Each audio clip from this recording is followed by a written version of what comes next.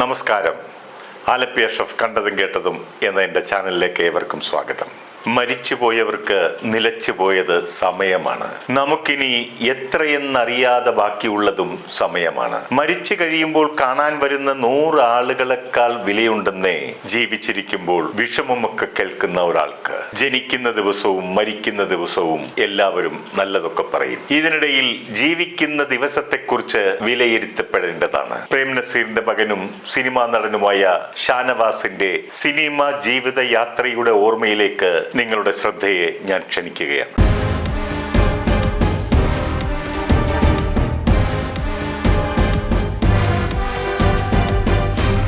ലോകത്തിൽ ഏറ്റവും കൂടുതൽ സിനിമകളിൽ നായകനായി അഭിനയിച്ച് ഗിന്നസ് റെക്കോർഡിൽ ഇടം പിടിച്ച നടനാണല്ലോ നമ്മുടെ നിത്യഹരിത നായകനായ പ്രേം നസീർ. 23-ാമത്തെ വയസ്സിൽ തുടങ്ങിയ അഭിനയ യാത്ര 40 വർഷത്തിനുള്ളിൽ അഭിനയിച്ചത് 600-ലേറെ ചിത്രങ്ങളിലാണ്. ഏതാണ്ട് 85ഓളം നായികമാരുടെ നായകനായി അദ്ദേഹം അരങ്ങ് തകർത്താടി. അതിൽ തന്നെ 100-ലേറെ ചിത്രങ്ങളിൽ ഷീലയായിരുന്നു നായിക.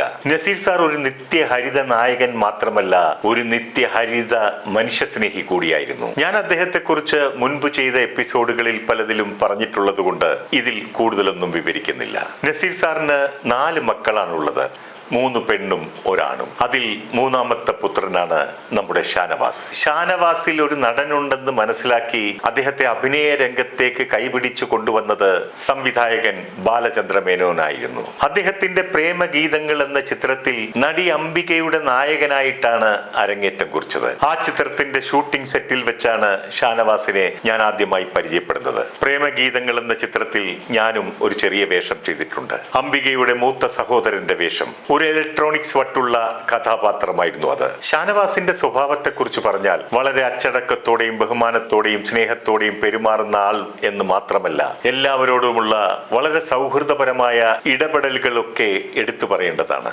ഷാനവാസ് സംസാരിക്കുമ്പോൾ പലപ്പോഴും നസീർ സാറാണോ സംസാരിക്കുന്നതെന്ന് തോന്നിയിട്ടുണ്ട്. അത്രയ്ക്കും സാമ്യത തോന്നുന്ന ശബ്ദമായിരുന്നു മകൻ ഷാനുവിൻ്റെത്. സകല സൗഭാഗ്യങ്ങളുടെയും നടുവിൽ ജനിച്ചു വീണ ആളാണ് ഷാനവാസ്. സാമ്പത്തിക ബുദ്ധിമുട്ടൊന്നും അദ്ദേഹം മരിക്കുന്നത് വരെ അനുഭവിച്ചിട്ടേയില്ല. ഇപ്പോഴും അവരുടെ കുടുംബം നല്ല സാമ്പത്തിക ഭദ്രതയുള്ളതാണ്. ഷാനു വിവാഹം കഴിച്ചിരിക്കുന്നത് തന്റെ മുറപ്പെണ്ണിനെയാണ്.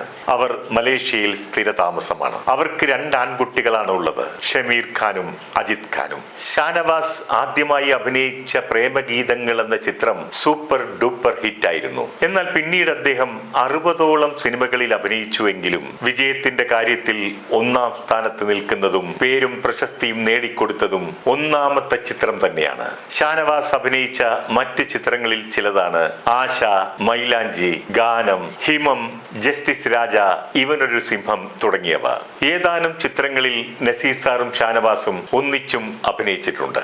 നമ്മുടെ ഇപ്പോഴത്തെ വലിയ താരങ്ങളൊക്കെ, അത് മമ്മൂട്ടിയായാലും മോഹൻലാൽ ആയാലും, ചെറിയ വേഷങ്ങൾ ചെയ്താണ് അവർ നായക പദവിയിലേക്ക് എത്തിയത്.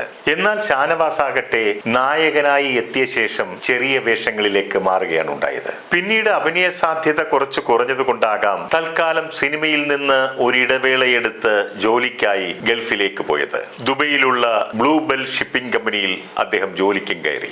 ഏതാനും വർഷങ്ങൾ അവിടെ ജോലിയിൽ തുടർന്നതിന് ശേഷം ജോലി ഉപേക്ഷിച്ച് നാട്ടിലേക്ക് വരികയും വീണ്ടും സിനിമയിലും സീരിയലിലും സജീവമാകുകയും ചെയ്തു. എന്നാൽ 2-ാം വരവിലും കാര്യമായ നേട്ടങ്ങളൊന്നും കലാമേഖലയിൽ നിന്നും കൈവരിക്കാനായില്ല. ഷാനവാസ് ഒരിക്കലും ഒരു മോശം നടനൊന്നുമായിരുന്നില്ല. ഷാനവാസിന് സിനിമാ മേഖലയിൽ ക്ലച്ച് പിടിക്കാൻ സാധിക്കാത്തതിന്റെ കാരണത്തെക്കുറിച്ച് ഷാനു തന്നെ പറഞ്ഞിട്ടുണ്ട്.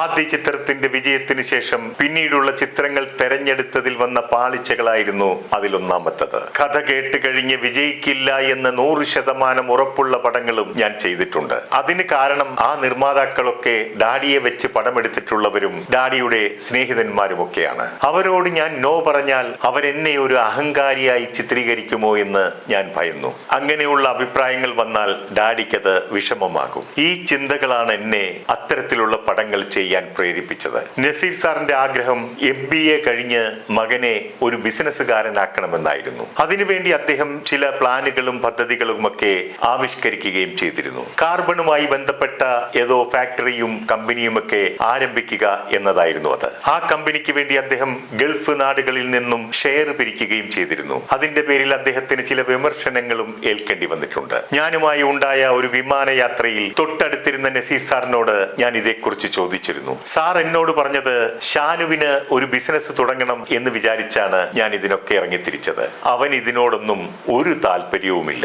ഞാൻ ആ കമ്പനിക്ക് വേണ്ടി എല്ലാ സഹായങ്ങളും ചെയ്തു കൊടുത്ത് അതിന്റെ ബോർഡ് മെമ്പേഴ്സിനെ ഏൽപ്പിച്ചുകൊണ്ട് ഞാൻ പിന്മാറുകയാണ് ഉണ്ടായത്. ഇപ്പോൾ ആ കമ്പനി വലിയ രീതിയിൽ ലാഭത്തിൽ പോകുന്നുണ്ടെന്നും സാർ എന്നോട് പറഞ്ഞു. ഞാൻ ഇക്കാര്യം പിൽക്കാലത്ത് ഷാനുവിനോട് ചോദിച്ചിരുന്നു. ഷാനു അതിന് മറുപടി ഒന്നും പറഞ്ഞില്ല, ഒരു ചിരിയിൽ ഒതുക്കി. ഷാനുവിന് ബിസിനസ് മൈൻഡ് ഉണ്ടായിരുന്നുവെങ്കിൽ നസീർ സാർ ആഗ്രഹിച്ചതിന് മേലെ വലിയ ഒരു പേരുകേട്ട ബിസിനസ്മാൻ ആകാമായിരുന്നു. ഞാനിത് പറയാൻ കാരണമുണ്ട്. നസീർ സാറിന് അന്ന് MGRുമായിട്ട് വളരെ അടുത്ത സൗഹൃദമുണ്ടായിരുന്നു. സ്നേഹിതന്റെ മകൻ എന്ന നിലയിൽ മക്കളില്ലാത്ത MGRന് ഷാനുവിനോട് ഒരു മകനോടുള്ളതുപോലെ സ്നേഹവും വാത്സല്യവും അടുപ്പവും ഒക്കെ ഉണ്ടായിരുന്നു. ഷാനു കോളേജിൽ പഠിക്കുന്ന കാലത്ത് MGR വല്ലപ്പോഴുമൊക്കെ വിളിച്ച് പഠിത്തത്തെക്കുറിച്ചും മറ്റും കുശലാന്വേഷണങ്ങളും നടത്താറുണ്ടായിരുന്നു. ഒരിക്കൽ മൈസൂരിൽ ഷാനുവിന്റെ ഷൂട്ടിംഗ് നടന്നുകൊണ്ടിരിക്കുന്ന സമയത്ത് ഷാനു അവിടെ ഉണ്ടെന്നറിഞ്ഞ MGR രാത്രി തന്നോടൊപ്പം ഭക്ഷണം കഴിക്കാൻ വരണമെന്ന് പറഞ്ഞ് ക്ഷണിക്കുകയുണ്ടായി. അന്നത്തെ മുഖ്യമന്ത്രിയായിരുന്ന MGRനോട്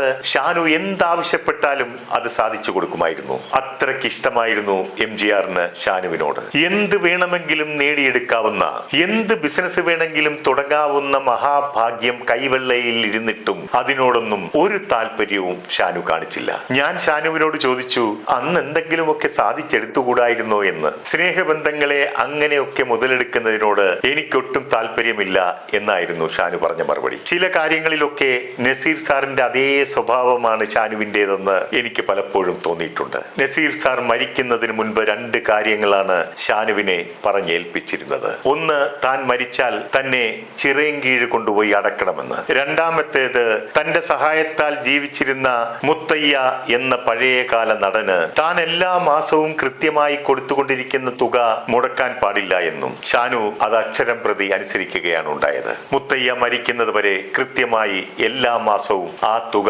അയച്ചുകൊണ്ടേയിരുന്നു. ഇനി അധികം ആർക്കും അറിയാത്ത മറ്റൊരു കാര്യം ഞാൻ പറയാം. നസീർ സാർ മരിക്കുന്നത് ഒരു കോൺഗ്രസ്കാരനായിട്ടായിരുന്നു. എന്നാൽ മകൻ ഷാനവാസ് മരിക്കുമ്പോൾ അദ്ദേഹം ഒരു BJP കാരനായിട്ടാണ് കടന്നുപോയത്. നസീർ സാർ മരിച്ചതിന് ശേഷമാണ് ഷാനു BJPയിൽ ചേർന്നത്. ഹിന്ദി നടൻ ശത്രുഘ്ൻ സിൻഹായിൽ നിന്നുമായിരുന്നു ഷാനു BJP മെമ്പർഷിപ്പ് എടുത്തത്. ഈ BJP പ്രവേശനത്തിന് വലിയ വാർത്താ പ്രാധാന്യമൊന്നും ലഭിക്കാഞ്ഞത് കൊണ്ടായിരിക്കാം പലരും ഇതറിയാതെ പോയത്. ഷാനു പൊതുമധ്യത്തിൽ ഇറങ്ങി പ്രവർത്തിക്കാതിരുന്നതും മറ്റൊരു കാരണമാകാം. നസീർ സാറിന് ഇല്ലാത്ത ആരോഗ്യം തകർക്കുന്ന ചില ദുശ്ശീലങ്ങളൊക്കെ ഷാനുവിനുണ്ടായിരുന്നു. ഷാനു ആരോഗ്യ പരിപാലനത്തിൽ ശ്രദ്ധാലുവായിരുന്നില്ല. കടുത്ത പ്രമേഹ രോഗിയായിരുന്നിട്ടും ആരോഗ്യ കാര്യത്തിൽ അദ്ദേഹം അച്ചടക്കം പാലിച്ചില്ല. അതിന് അദ്ദേഹം വലിയ വില കൊടുക്കേണ്ടി വന്നു. കിഡ്നികൾ ഡാമേജ് ആവുകയും കാലിലെ വിരലുകൾ മുറിച്ചു മാറ്റേണ്ടതായും ഒക്കെ വന്നു. ആരോഗ്യ കാര്യത്തിൽ കുറച്ച് ശ്രദ്ധിച്ചിരുന്നുവെങ്കിൽ ഷാനു ഇന്ന് നമ്മോടൊപ്പം ഉണ്ടായേനെ. സപ്തതി ആഘോഷത്തിന് ഏതാനും മാസങ്ങൾ മാത്രം ബാക്കി നിൽക്കെ 2025 ആഗസ്റ്റ് 4 തന്റെ മാതാപിതാക്കളുടെ അരികിലേക്ക് യാത്രയായി. പ്രിയ ഷാനുവിന് പ്രണാമം അർപ്പിച്ചുകൊണ്ട് നിർത്തുന്നു. നന്ദി, നമസ്കാരം.